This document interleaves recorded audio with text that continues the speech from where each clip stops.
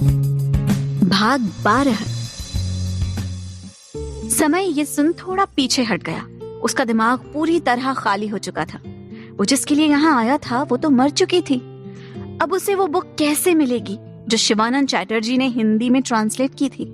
RJ अपना पिट्ठू bag पकड़े खड़ी हो गई। वो समय को देख मुस्कुराई और फिर आगे बढ़ गई। वो कुछ कदम ही चली थी कि समय ने उसे पीछे से आवाज दी। उसके बढ़ते कदम वहीं रुक गए। समय भागते हुए आरजे के सामने आया। तुम इतना जानती हो तो शिवानंद चैटर्जी की ट्रांसलेट की हुई बुक के बारे में भी जानती होगी। आरजे ने अपने हाथ बांध लिए और समय को देखने लगी। समय ने अपना फोन निकाला और उस बुक की फोटो आरजे के सामने रख दी। ये बुक, शिवानंद चैटर्जी ने इस बुक को हिंदी में ट्रांसलेट किया था। तुम मेरे साथ चलो तो मैं तुम्हें ये बुक भी दिखा सकता हूँ। इस बुक की लैंग्वेज काफी हार्ड है।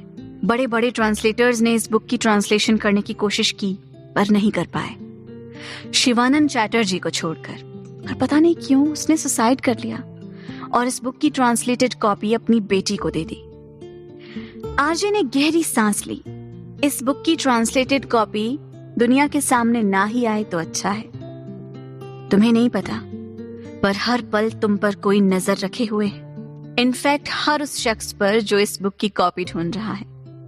जैसे ही किसी को इस बुक की कॉपी मिलेगी वो लोग उसे मार देंगे और उस बुक में लिखे राज का अपने हिसाब से फायदा उठाएंगे, जो किसी के लिए भी बेहतर नहीं होने वाला।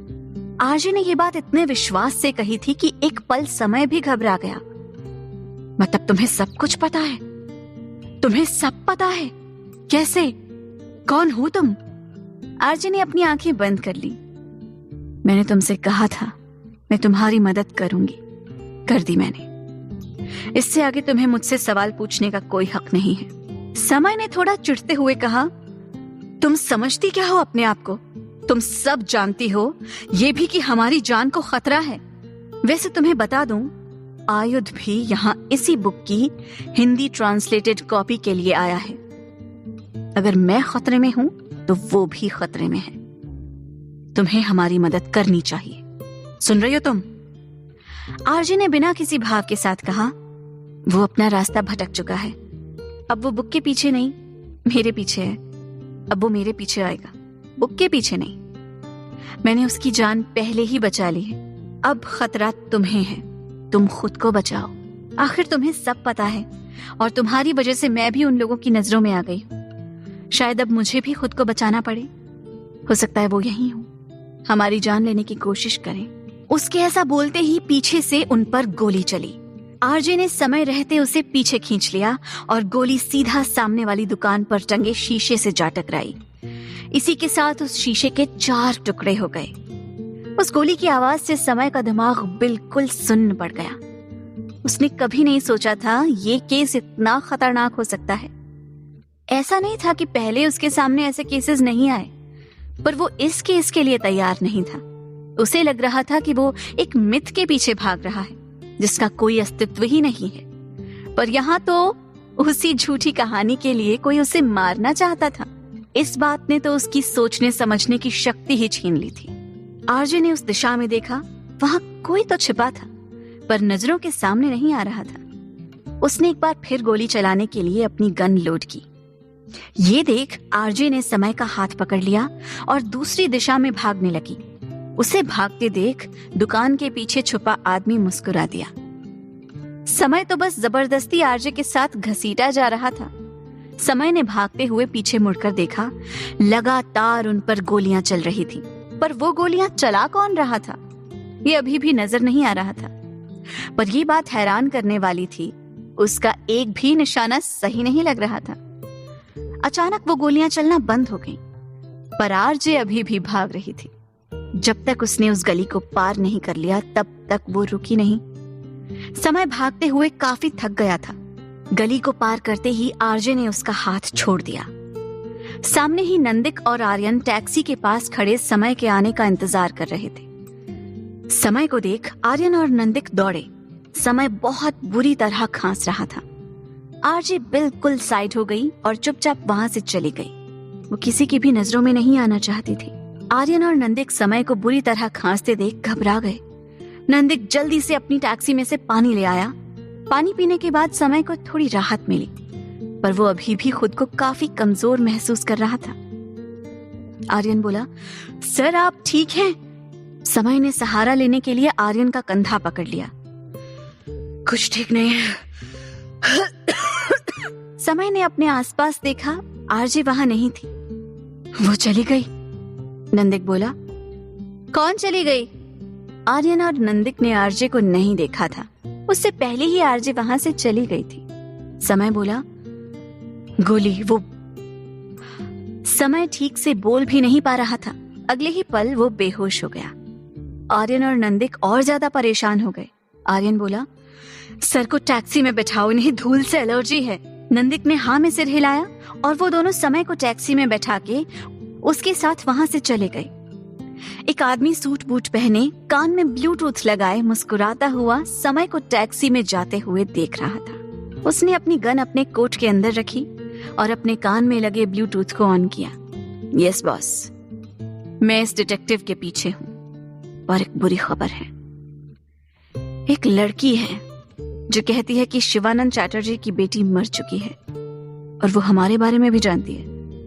पता नहीं वो कहाँ है, पर शायद वो लड़की हमारे लिए प्रॉब्लम बन सकती है। अभी तो मैंने उस पर गोली चलाकर उसे डरा दिया है।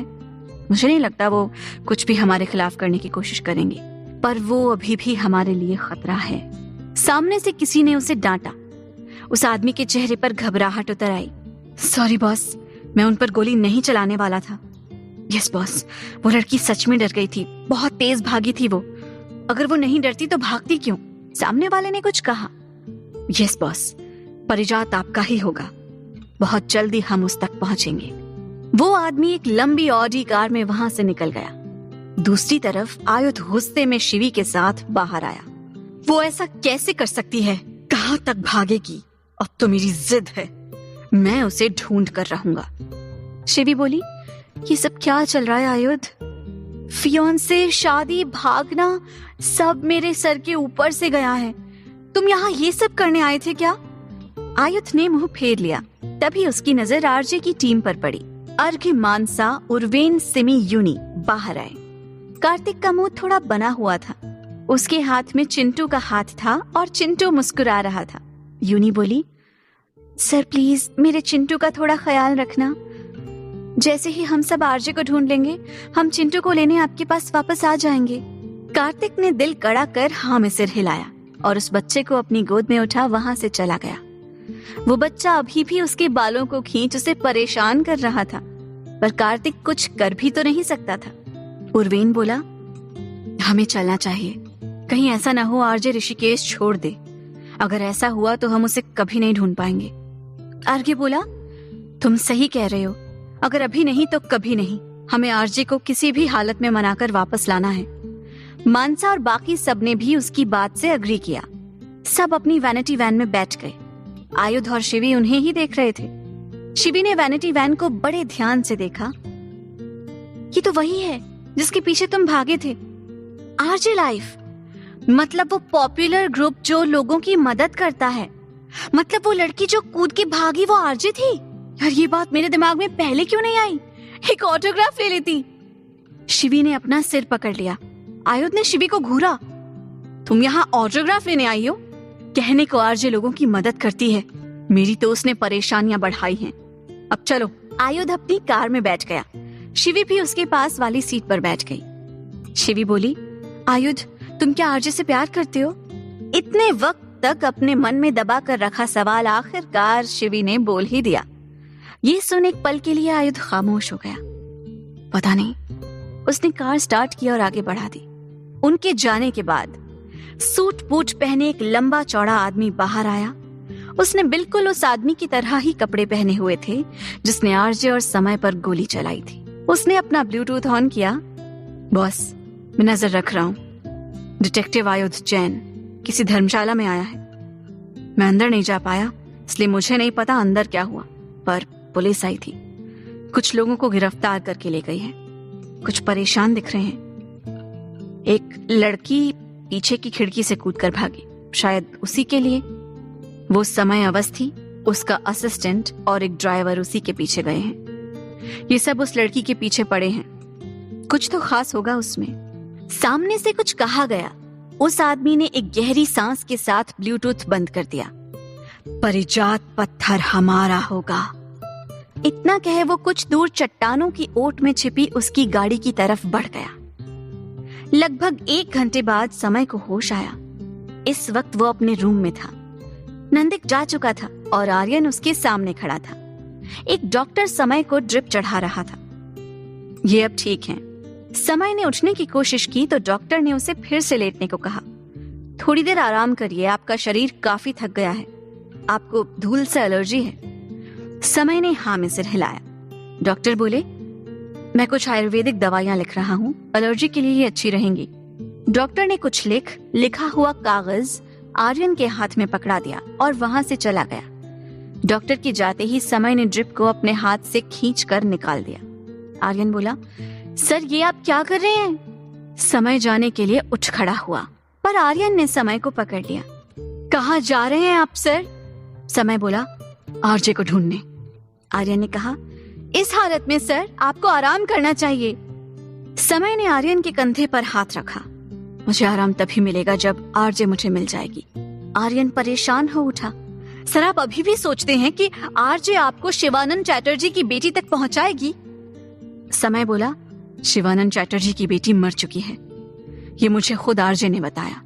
आर्यन ये सुन बिल्कुल हैरान रह गया। क्या?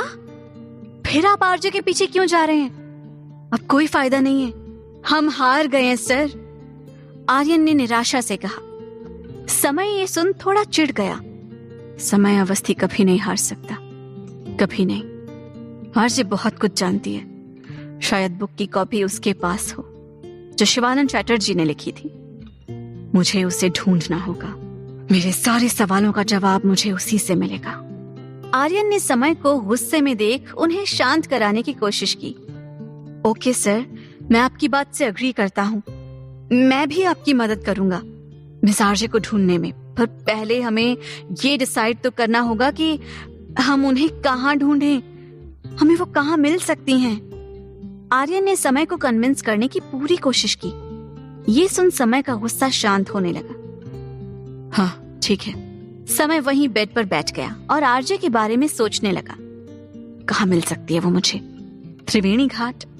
नहीं, वो वहां जाने की गलती कभी नहीं करेगी। समय का लगातार फोन बज रहा था पर उसका उस ओर बिल्कुल ध्यान नहीं था। आर्यन बोला, सर आपका फोन। समय ने आर्यन को घूरा। तुम उठा लो और निकलो मेरे कमरे से बाहर, मुझे थोड़ी देर अकेला छोड़ दो, उसने कुछ सोचते हुए कहा। आर्यन ने घबराकर फोन उठाया और बाहर चला गया। फोन समय के पिता विश्वामित्र अवस्थी का था। आर्यन बोला, यस सर। विश्वामित्र ने समय के फोन पर आर्यन की आवाज सुन थोड़ी हैरानी जताई। तुम? समय क्या कर रहा है? आर्यन बोला, सर वो समय सर थोड़े से परेशान हैं। एक लड़की है आरजे, जब से समय सर की लाइफ में आई है समय सर एक भी रात ढंग से सो नहीं पाए हैं। विश्वामित्र बोले, थोड़ा ढंग से बताओ क्या हुआ है? उन्होंने थोड़ा कड़क आवाज में कहा। आर्यन ने उन्हें शुरू से अंत तक सब कुछ कह सुनाया। विश्वामित्र भी ये सब सुन काफी परेशान हो गए। अब समय ठीक है? आर्यन बोला, हाँ समय सर अभी ठीक है, मुश्किल से हमने उन्हें रोका है, नहीं तो वो तैयार थे, इस हालत में आरजे को ढूंढने जा रहे थे। मैंने सही किया ना सर? वो मेरा प्रमोशन कब तक हो जाएगा जिसका आपने प्रॉमिस किया था? आर्यन ने थोड़ा मक्खन लगाते हुए कहा। विश्वामित्र हंसे। पहले हमारा काम करो, समय का अच्छे से ख्याल रखो और उसकी हर खबर हम तक पहुंचाते रहोगे तो हम तुम्हें जूनियर से सीनियर बहुत जल्दी बना देंगे। ये सुन आर्यन खुश हो गया। विश्वामित्र बोले, अब ये बताओ वो लड़की आरजे और आयुध का क्या रिश्ता है? अगर उन दोनों में कुछ रिलेशन हुआ तो तुम समय को नहीं जानते। वो आयुध से कितनी नफरत करता है, वो उसे हराने के लिए कुछ भी कर सकता है। जैसा तुम कह रहे हो आरजे सच में कुछ जानती है तो हो सकता है आयुध की वजह से वो हमारी मदद ना करे। अगर ऐसा हुआ तो समय कुछ गलत कर बैठेगा। उसे तो मैं भी नहीं रोक सकता। उसे रोकने का हक मैं बहुत सालों पहले खो चुका हूं। ये कहते कहते विश्वामित्र की आवाज में नमी उतर आई। आर्यन बोला, सर आप टेंशन मत लीजिए, मुझे नहीं लगता आरजे और आयुध का कोई भी रिलेशन होगा। आरजे खुद आयुध से भाग रही है। अगर उसने इतना समय सर को बताया है तो पॉसिबल है वो हमारे साथ हो। विश्वामित्र बोले, ऐसा ही हो, मुझे अब पल पल की खबर चाहिए। आर्यन बोला, ओके सर। इतना कहे उसने कॉल कट कर दिया। आर्यन ने पीछे पलट समय की तरफ देखा। वो अभी भी अपना सिर पकड़ सोच रहा था कि आखिर आरजे कहाँ जा सकती है। आखिर तक सोचने के बाद उसने उन्हीं गलियों में वापस जाने का फैसला किया जहां आरजे मस्त मौला होकर घूम रही थी और उसे मिली थी। हालांकि उसे पता था कि अब आरजे वहां नहीं मिलेगी, पर शायद आरजे से जुड़ा कोई सुराग ही मिल जाए। ये सोच उसने वहां जाने का फैसला किया। आर्यन समय के पास आया। क्या सोचा है सर, कहाँ मिलेगी आरजे हमें? समय ने उसे तिरछी नजरों से देखा और उठ खड़ा हुआ। अभी के अभी नंदिक को कॉल करके बुलाओ। आर्यन मुस्कुरा दिया। मुझे पता था आप यही कहेंगे, इसलिए मैंने पहले ही कॉल कर दिया है। ये लीजिए आपका फोन। समय ने मुस्कुराते हुए अपना फोन ले लिया। Good boy. आर्यन और समय वहां से निकल गए। अब किसको मिलेगी आरजे? या हमेशा के लिए आरजे एक बार फिर सब छोड़ ऋषिकेश से चली जाएगी? लगभग शाम हो रही थी। आरजे अपना पिट्ठू बैग टांगे लक्ष्मण झूले पर खड़ी नीचे बहती गंगा नदी को देख रही थी। तेज हवाएं चल रही थी जो आरजे के चेहरे को छू रही थी। आरजे के चेहरे पर एक लंबी मुस्कान थी जिसे वो खुद से कभी अलग नहीं करना चाहती थी। काफी लोग अपनी फैमिली के साथ यहाँ घूमने आए थे। छोटे छोटे बच्चे उस हिलते डुलते झूले से घबराकर अपनी मम्मी पापा से चिपके हुए थे, तो कुछ शैतान अपनी मम्मी पापा को अपने पीछे दौड़ा रहे थे। आरजे उन्हें देखकर हंस दी। चलो आरजे, एक नए सफर की शुरुआत करनी है। सोचा था मेरे दोस्त मेरे सफर में मेरे साथ रहेंगे, पर सबको अपना सफर अकेले ही तय करना पड़ता है। मुझे भी करना पड़ेगा। आरजे ने अपना पिट्ठू बैग कंधे पर लटका दिया और फिर से चल पड़ी। पर शायद खुदा को उसका इस बार फिर से अपने अपनों से भागना पसंद नहीं आया। आरजे बस कुछ कदम ही चली थी कि सामने उसे उर्वेन दिख गया, जो अपना हाथ बांधे उसे ही घूर रहा था। आरजे ने अपनी आंखें बंद कर ली। वापस जाने के लिए वो पीछे की तरफ पलटी तो एक बार फिर उसकी किस्मत ने उसका साथ छोड़ दिया। सामने अर्घ, यूनी, सिमी और मानसा खड़े उसे घूर रहे थे। आरजे ने अपना सिर झटका। कभी तो सब आप मेरे हिसाब से हो जाने दो, मुझे रिश्तों में नहीं बंधना। पर आप मानेंगे नहीं। आरजे ने अपने सीने पर हाथ रखा और मन ही मन बड़बड़ाई। उर्वेन बोला, आरजे प्लीज हमारी बात सुन लो, बस एक आखिरी बार, उसके बाद तुम्हें जहाँ जाना है चले जाना। उर्वेन ने आरजे को समझाते हुए अपने कदम आरजे की तरफ बढ़ाए। वहीं सिमी, अर्घ, यूनी और मानसा उसे चारों तरफ से घेरने के लिए धीरे धीरे अपने कदम बढ़ा रहे थे। आरजे मुस्कुराई।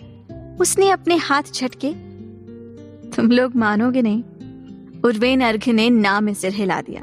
यूनी और मानसा मुस्कुराई। बिल्कुल नहीं। सिमी ने नम आंखों से आरजे को देखा।